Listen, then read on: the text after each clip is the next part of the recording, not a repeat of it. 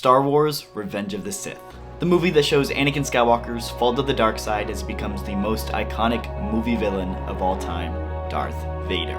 And of course, this movie brings one of the most iconic scenes in Star Wars history, Order 66. This one scene in Revenge of the Sith has branched out to cover so many more pieces of Star Wars media. We have since gotten Order 66 scenes in The Clone Wars, The Bad Batch, The Mandalorian, The Book of Boba Fett, The Kenobi Show, Jedi Fallen Order, and so much more. Today, we understand that the inhibitor chips control the clones into executing the Order. But the way that we currently understand Order 66 wasn't always how it was supposed to be interpreted.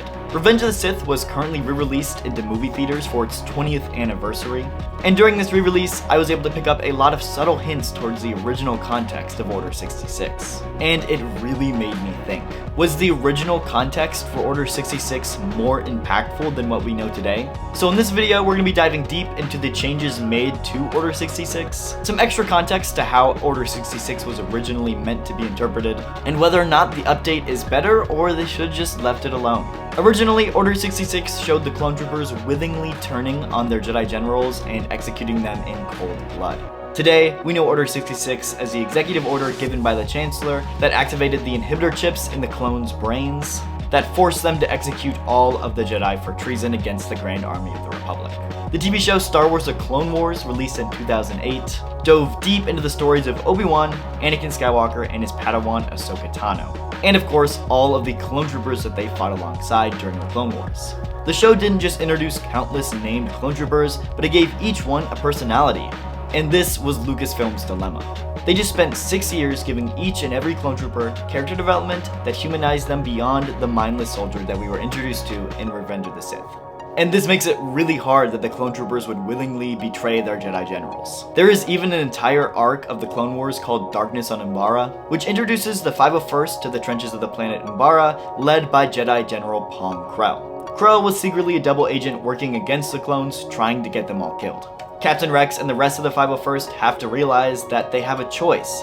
They don't have to just blindly follow orders that they know are wrong. How can you have a 3-episode arc that dives deep into these themes, and then immediately have the 501st march to the Jedi Temple and kill younglings and Jedi? It just wouldn't sit right with fans. And it makes complete sense that they had to introduce inhibitor chips to explain it away.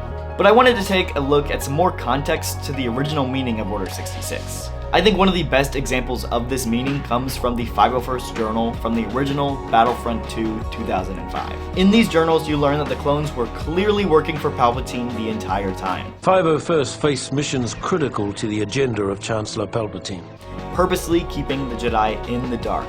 Keeping Mundi in the dark wasn't easy. The Jedi had become increasingly wary of the Chancellor's doings.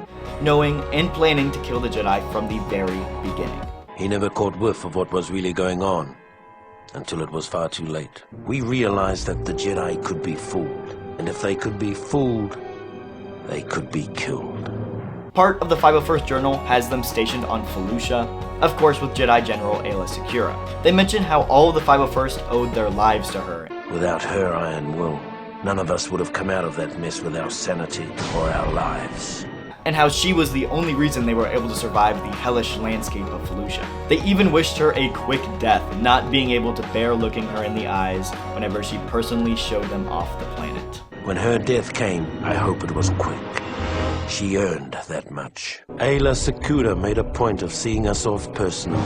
It's a good thing we were wearing helmets, cause none of us could bear to look her in the eye. It shows that humanity that the Clone Wars dove deep into. But instead, the clones were working for the other side the entire time, and they were feeling the guilt for it too. This version of Order 66 is really interesting. And it would have been really cool to see take place in the Clone Wars. To see the clones secretly working for Palpatine, trying to keep the Jedi in the dark, ready to betray them at a moment's notice. This would have added a really dark twist to the show.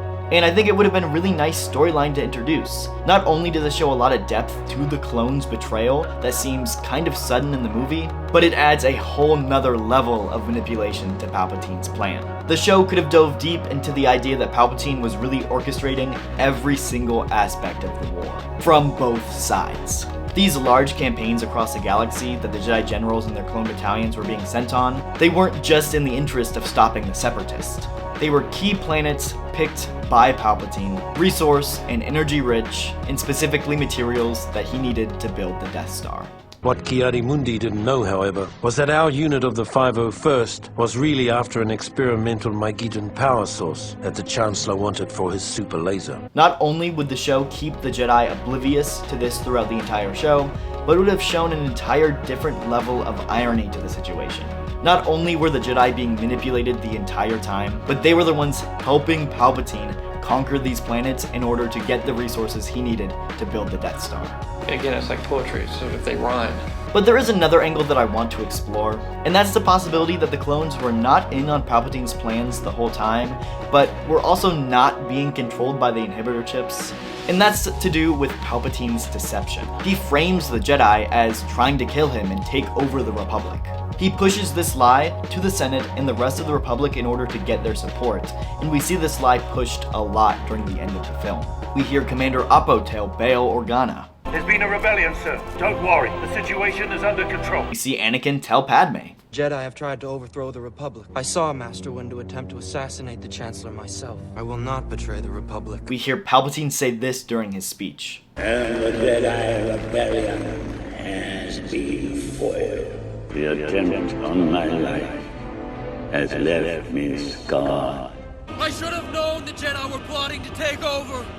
Anakin, Chancellor Palpatine is evil! I believe using this lie by Palpatine would have been a great way for the Clone Wars TV show to have adjusted for Order 66. The clones would not have been in Palpatine's plan from the very beginning. Instead, the story would have played out like in the Clone Wars, but instead of having the clones have inhibitor chips controlling them, they are manipulated by Palpatine and they believe his lie. After finding out about the Jedi betrayal, they are devastated. The Jedi generals that they had fought alongside for countless battles, the entire war, had committed treason and attempted to overthrow the Republic.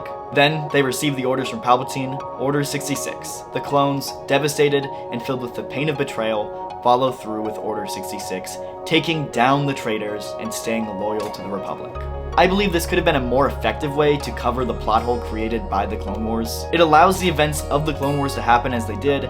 The clones can keep their character development and humanization created throughout the show, but instead of the inhibitor chips controlling them and forcing them to follow through with Order 66, they do it out of their own free will, filled with the pain of betrayal that was pushed alongside the lie crafted by the Emperor. But let me know down below, what do you guys think of this? Do you prefer the canon version of Order 66 where the inhibitor chips control them? Do you prefer the original intent where it was meant that these clones were in on it the entire time? Or do you like the new version that I just provided? Please let me know down in the comments below. And if you guys did like this video and you want to see more videos like this, make sure to check out the other videos I've posted on the channel down below. Make sure to hit the like button, subscribe so you don't miss out on any future uploads, and we'll see y'all in the next one. Thank you so much for watching.